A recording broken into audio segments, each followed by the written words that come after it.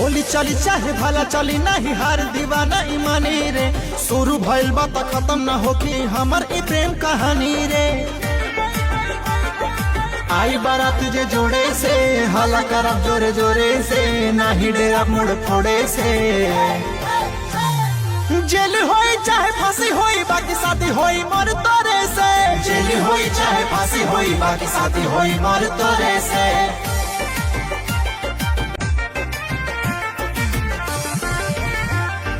गोली चली चाहे भला चली नहीं हार दीवाना ईमानी रे।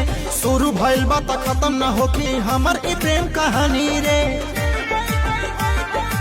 आई बारात जे जोड़े से हला करब जोरे जोरे से, नाही डेरा मुड़